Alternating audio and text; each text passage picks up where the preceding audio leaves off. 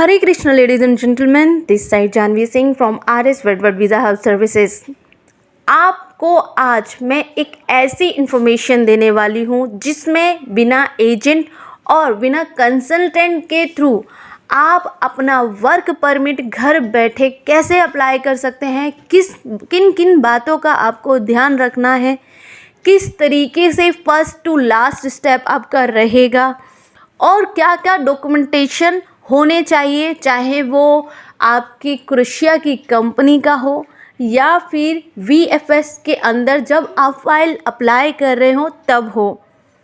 कुछ चीज़ों का हमको बहुत ही ज़्यादा ध्यान रखना होता है, जैसे कि जिस भी कंपनी में हम अपना वर्क परमिट अप्लाई कर रहे हैं, क्या वो कंपनी जेन्युइन है, क्या उसका पास्ट एक्सपीरियंस किस तरीके से रहा है। तो वो सारी इन्फॉर्मेशन मैं इस वीडियो में देने वाली हूँ। इस वीडियो को लास्ट तक देखिएगा। वीडियो अगर अच्छी लगती है तो लाइक शेयर कमेंट करके ज़रूर बताइएगा कि वीडियो कैसी लगी। साथ के साथ प्लीज़ मेरे चैनल को सब्सक्राइब कर दीजिएगा, क्योंकि ये मेरा सेकंड यूट्यूब चैनल है। फर्स्ट मेरी कुछ मिस्टेक की वजह से यूट्यूब ने 3 महीने के लिए उसको अभी होल्ड कर दिया है, तो जानवी सिंह रुकने वाली कहाँ है तो इसलिए इस चैनल को सब्सक्राइब कीजिएगा। साथ के साथ आने वाली वैकेंसीज़ के बारे में या आने वाली इम्पॉर्टेंट अपडेट के लिए बेल आइकन को ज़रूर दबाइएगा, क्योंकि बेल आइकन से आपको नोटिफिकेशन आएगा।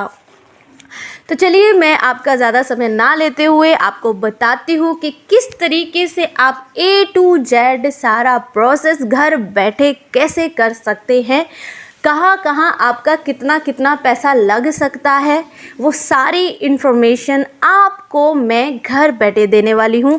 तो अगर हो सकता है तो आप कॉपी पेन ले लीजिए, अदरवाइज़ अगर आप अपने माइंड में रखना चाहते हैं या फिर बार बार मेरी वीडियो देखना चाहते हैं तो कोई दिक्कत नहीं है, आप वो भी कर सकते हैं।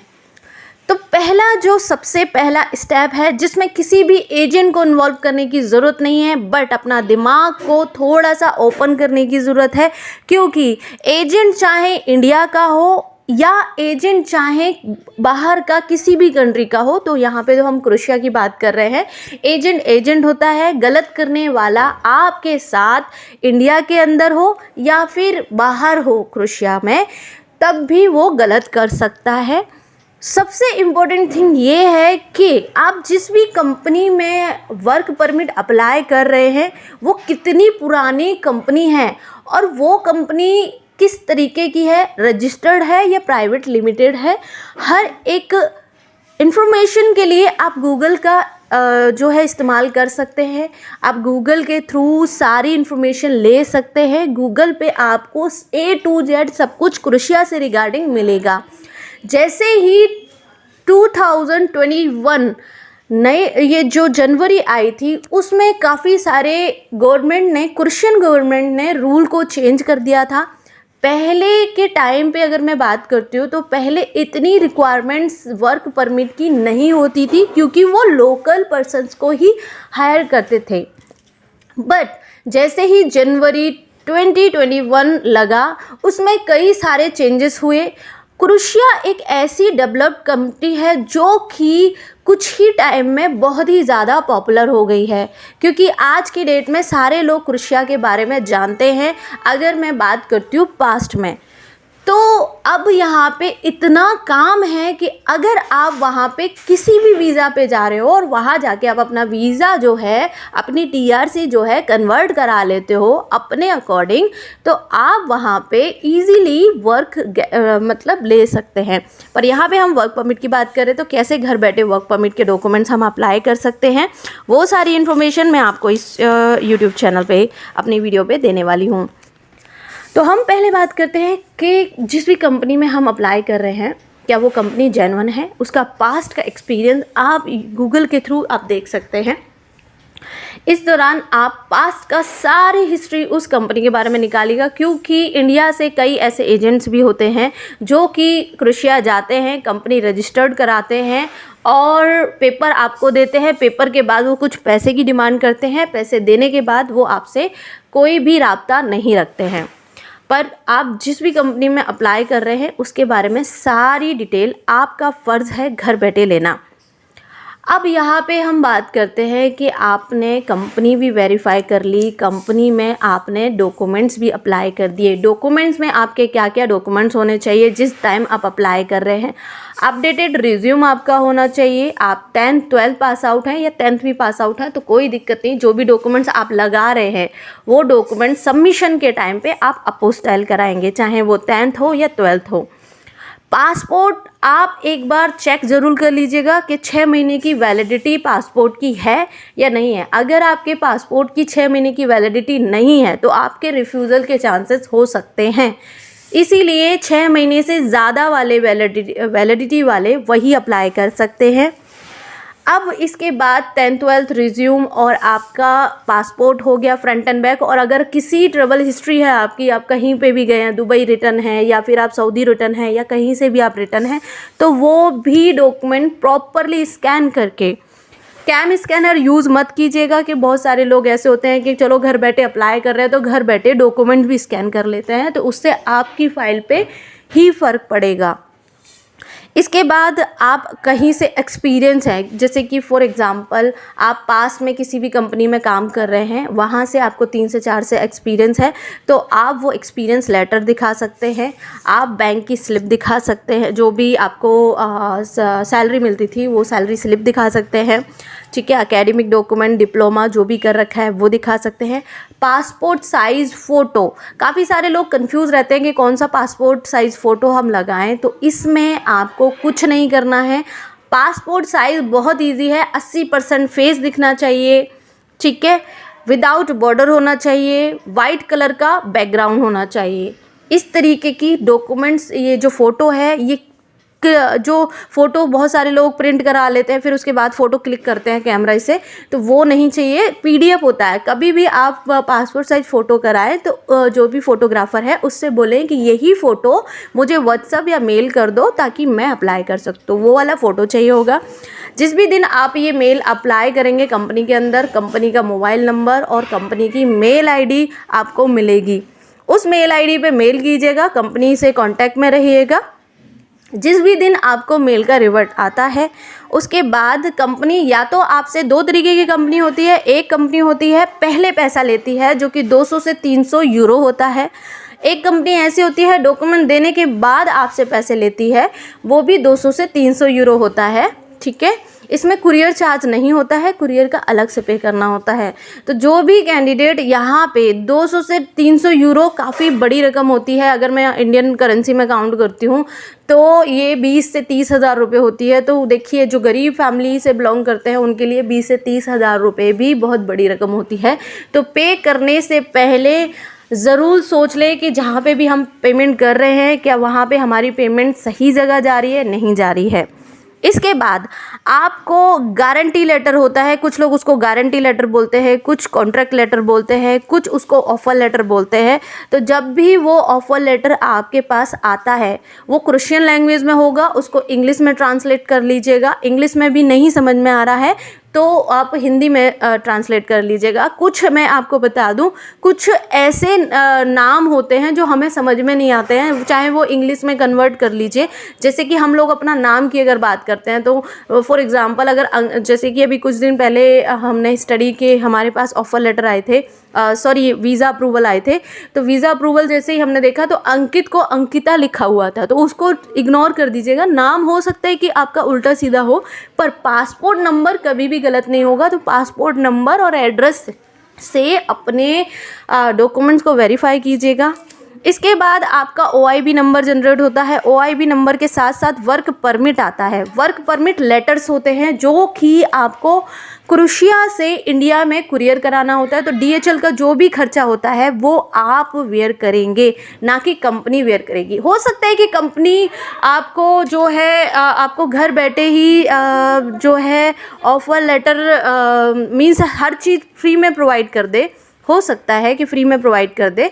पर यहाँ पे मैं आपको क्लियर कर दूँ कि हो सकता है कि आपको भी पे करना हो। तो आप अगर ये सोच रहे हो कि घर बैठे फ्री में, मीन्स यहाँ पे ये है मेरा मतलब कि आपको किसी एजेंट की ज़रूरत नहीं है। जब एजेंट की ज़रूरत नहीं है तो जहाँ पे आपका लाखों रुपए खर्च हो रहे हैं तो हो सकता है आपका यहाँ पे कम से कम पैसों में आपका खर्चा हो जाए और आपका वर्क परमिट आपके हाथ में आ जाए। जिस भी दिन आपको कुरियर रिसीव होता है अब सबसे बड़ी इम्पोर्टेंट थिंग ये है कि जिस भी कुरियर आपका जो रिसीव हुआ है, क्या उसमें कंपनी ने आपको अकोमोडेशन दिया है? नहीं दिया है तो आपको वीएफएस के अंदर अकोमोडेशन शो करना पड़ेगा कि आप क्रोएशिया में पहुंचने के बाद जो है अकोमोडेशन मतलब मीन्स कहाँ रहेंगे। आप वहाँ जाते ही होटल में स्टे करने वाले हैं। अगर फ्रेंड के यहाँ पे भी आप शो करते हैं तो फ्रेंड की पूरी डिटेल वीएफएस के अंदर आपको शो करनी होगी। फ्रेंड कहाँ रहता है, क्रोएशिया के अंदर किस जगह पे है, किस कॉलोनी में है, कितना वो रेंट पे करता है वहाँ पे, ये सारे डॉक्यूमेंट जो हैं आपके जो है वीएफएस के अंदर आपको लगाने पड़ेंगे। अब जो डॉक्यूमेंट सारे आपके प्रिपेयर हो गए, डॉक्यूमेंट्स के बाद आपको क्या क्या इम्पोर्टेंट डॉक्यूमेंट्स है जो कि आपको A to Z आपको लिस्टेड करना है। पहली बात, वीएफएस के अंदर जिस भी दिन आप जाएं, आप वीएफएस से जो भी पर्सन है, काउंसलर हैं, उनसे आप इजीली बोल दीजिएगा कि मुझे चेकलिस्ट चाहिए, या फिर जहाँ पे भी क्रोएशियन एम्बेसी होती है, वीएफएस होती है, वहाँ पे चेकलिस्ट लगी होती है, तो उस अकॉर्डिंग आपने अपने डॉक्यूमेंट प्रिपेयर करने हैं। एप्लीकेशन फॉर्म जो है, एप्लीकेशन फॉर्म वेबसाइट पे भी अवेलेबल है, वो फॉर्म जो है आप वहाँ से डाउनलोड कर सकते हैं और फिल करके तभी आपको ये डॉक्यूमेंट सारे लगाने हैं। फर्स्ट आपका जो होगा एप्लीकेशन फॉर्म होगा, उसके बाद पासपोर्ट साइज़ 2 फोटोग्राफ्स आपके चाहिए होंगे। पासपोर्ट का फ्रंट एंड बैक, हो सकता है कि चेकलिस्ट में पासपोर्ट नोटराइज मांगा हो, वो भी आप एक बार चेकलिस्ट में देख लीजिएगा। वैसे अभी तक नोटराइज का कोई भी सीन नहीं है, सिर्फ स्टडी में है। आप जो है, अब मैं डॉक्यूमेंट्स की लिस्ट बताने वाली हूँ। पासपोर्ट 6 मंथ की वैलिडिटी के साथ होना चाहिए, contract letter, work permit, medical insurance. आप वर्क परमिट अप्लाई कर रहे हैं या आप जो है स्टडी वीज़ा अप्लाई कर रहे हैं, मेडिकल इंश्योरेंस मैंडेटरी है, ये क्रोएशियन लैंग्वेज में होना चाहिए। डमी टिकट, डमी कहाँ, जहाँ पे आप जा रहे हो, क्रोएशिया में जा रहे हो, तो आप जो है अपनी टिकट दिखाएंगे। हो सकता है कि उस दिन की टिकट ना हो, इसलिए हम डमी टिकट की बात कर रहे हैं कि जैसे फॉर एग्जाम्पल मैंने कल की टिकट, मैंने एक हफ्ते बाद की टिकट ली, पर एक हफ्ते बाद तक मेरा वीज़ा नहीं आया, तो मैं अपनी टिकट को वहाँ से रिजेक्ट मार सकता हूँ, इसलिए मुझे डमी टिकट की ज़रूरत पड़ेगी। यहाँ पे एक अकोमोडेशन लेटर अगर है, कंपनी ने दिया है, अच्छी बात है, नहीं दिया है तो आपको शो करना पड़ेगा। कवर लेटर होता है, वो आपको मैंडेटरी है दिखाना। बैंक स्टेटमेंट चेकलिस्ट में होगी तो लगाइएगा, नहीं होगी तो कोई ज़रूरत नहीं होगी। सैलरी स्लिप और most important thing PCC passport office से बनी होनी चाहिए, ना कि लोकल थाने से। पासपोर्ट ऑफिस से पीसीसी आने के बाद आप पीसीसी को अपोस्टाइल कराएंगे। आप 10th के बिहाफ पे अप्लाई कर रहे हैं या 12th के बिहाफ पे अप्लाई कर रहे हैं या ग्रेजुएशन के बिहाफ पे अप्लाई कर रहे हैं, उसके भी डॉक्यूमेंट्स आप जो है अपोस्टाइल कराएंगे। जैसे ही ये फाइल आप वीएफएस के अंदर सबमिट करेंगे, उससे हो सकता है कि with in 10 to 15 working days में आपका वीज़ा आपको मिल जाए। तो ये सारा प्रोसेस है। जहाँ पे भी पैसे देने की बात आती है, इंटरनेशनल लेवल पे हो या लोकल लेवल पे हो, आप प्लीज़ अपने डॉक्यूमेंट्स को वेरीफाई ज़रूर कीजिएगा, फिर चाहे वो मैं ही क्यों ना हो, क्योंकि काफ़ी सारे लोगों ने मेरे थ्रू भी वर्क परमिट अप्लाई किया है। अगर आपको किसी भी तरीके का डाउट है जहाँ पे पैसे का लेन देन हो रहा है, प्लीज़ अपने दिमाग को थोड़ा सा शातिर रखिएगा, क्योंकि काफ़ी सारे मेरे पास कैंडिडेट आते हैं, वो बोलते हैं कि मैंने 1 लाख रुपए दे दिया, मैंने ये दे दिया। वो चीज़ें ना हो इसलिए ये वीडियो बनाई जा रही है। आप घर बैठ के भी अपना वर्क परमिट अप्लाई कर सकते हैं। बहुत सारे मेरे व्यूअर्स और मेरे सब्सक्राइबर्स पास्ट के जो है यूट्यूब चैनल पे थे, जिन्होंने घर बैठे ही अपना वर्क परमिट अप्लाई किया था। उनको वीएसएफ का सिर्फ अपॉइंटमेंट मुझसे लेना था, मैंने अपॉइंटमेंट घर बैठे उनको दिया। और किसी भी तरीके की कोई भी प्रॉब्लम अगर आपको फिर भी आ रही है तो प्लीज़ कमेंट करके ज़रूर मेरे साथ शेयर कीजिएगा। हो सकता है कि मैं आपकी हेल्प करूं। और साथ के साथ कमेंट करके ये भी बताइएगा कि ये वीडियो आपको कैसी लगी, कि ये वीडियो आपके लिए इंफॉर्मेटिव रही या नहीं रही, क्योंकि क्रोएशिया के अंदर बहुत सारा काम है। काम किस किस तरीके से है, कंस्ट्रक्शन से रिलेटेड, और जो है कंस्ट्रक्शन में जैसे मैशन, वेल्डर, कारपेंटर, इलेक्ट्रीशियन, ट्रोला ड्राइवर, शेफ़, इस तरीके की वैकेंसीज़ आती है। वेयर हाउस, एग्रीकल्चर, इस तरीके की वैकेंसी जो है आती रहती हैं, कभी कभार नहीं भी आती हैं, पर कंस्ट्रक्शन का काम जो है वो चलता रहता है। तो अगर आप कंस्ट्रक्शन लाइन से हैं, आप मैसन हैं, प्लम्बर हैं, शटरिंग कारपेंटर हैं, मल्टीपल टाइप्स ऑफ वेल्डर हैं, आप मेरे को जो है कमेंट कर सकते हैं। मैं आपकी हेल्प ज़रूर करूँगी। आपको विदाउट एजेंट कैसे अप्लाई करना है मैंने सब बता दिया है। फिर भी अगर आपके माइंड में कोई भी क्वेरी है आप मेरे साथ शेयर कीजिएगा। मैं जो है कोशिश करूँगी आपकी प्रॉब्लम को सॉल्व करने का।